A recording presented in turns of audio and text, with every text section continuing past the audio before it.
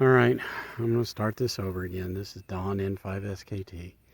I've got the tower cranked down so we can work on the coax, or so we can work on the issue I've been having with the beam.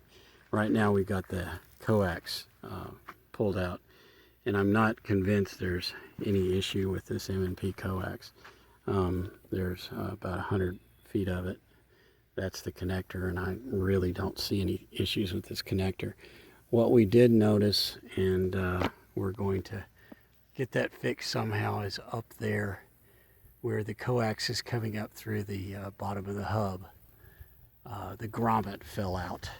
Don't know when that happened, but likely when we were installing the antenna, and we just never noticed it. But I've looked and I don't see any cuts in the coax or any of that kind of stuff. Going back to, and I had already explained this on the other video, but for some reason the phone just stopped recording.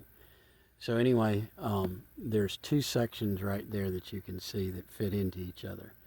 And then there's a pulley here. The pulley is what's pulling up the that intersection, pulling it up towards the, pulling it up. It'll go up another 25 feet.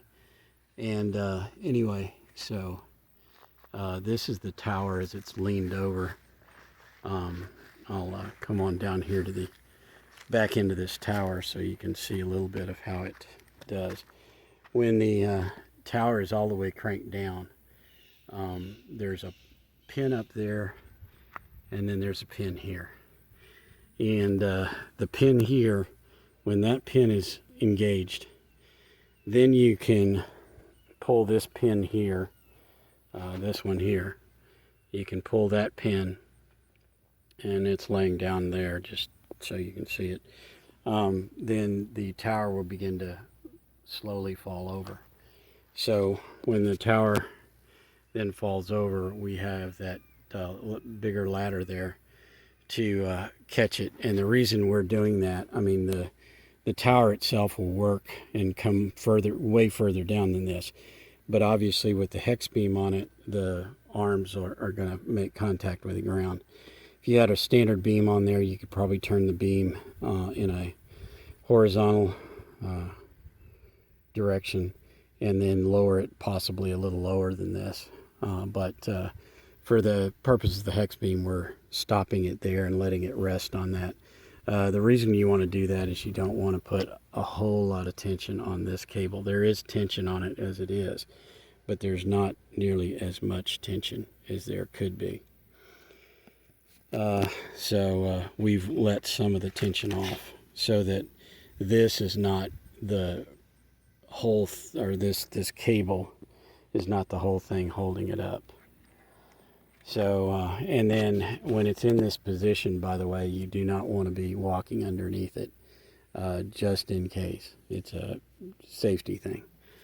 So anyway, and just FYI too, these are those rare earth magnets that I bought that we clip the coax and the rotator cable into so that they can make it up to the top of the tower without just flapping in the wind. And I've got 3 of those on there, but they could be removed if I needed to. I just don't need to. So anyway, we have it cranked down. I just got through replacing this balun. This is a brand new one that I had inside. I don't see any issue with the balun. And again, I don't see any issue with the coax. The one thing I'm kind of suspicious of is that hole up there in the hub that's supposed to have a grommet in it. And anyway, I've already explained that. What we're going to do is we're going to take a garden hose and we're going to put a garden hose around the coax up there to hold it, or to cushion it against that, so that if that is cutting into anything, it's cutting into that deal. And I've already checked the coax. I am not seeing any issues with the braid in there.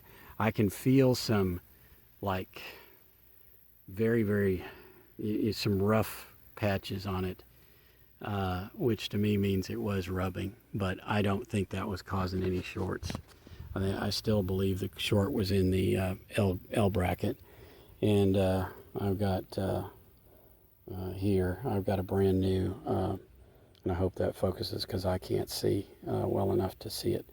But the L bracket here is a brand new one. It's an expensive one that I got from the people at American Radio, and it's a silver coated nickel, which will give slightly better contact up there at the top. Although I'm suspicious the one that was up there, I have no idea where it came from.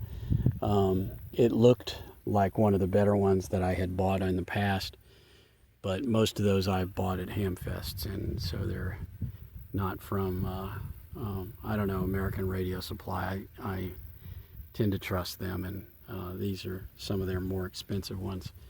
So I'm trying to make sure I'm getting good high quality stuff to go up there. And last time I didn't have, all I had was electrical tape. This time I actually have self-amalgamating tape, and I'm deploying self-amalgamating tape. And as you can see, the electrical tape that I've got, that I've put on top of it, which is the Scotch 33, that is pink. I do not know where my black is, but anyway, I don't care. The reason I had several different colors was so that I could label different, different elements on the DX Commander with different colors, so I could tell which one was which. But anyway, I tend to use electrical tape and then set it down, and then when I go to get it again, I can't find it. So anyway, that's the situation on the tower. I'm gonna come out here a ways and give you another longer view of the thing when it's cranked down. I won't be recording it when we crank it back up because I've got too many other things going on. Anyway, this is Don N5SKT 73.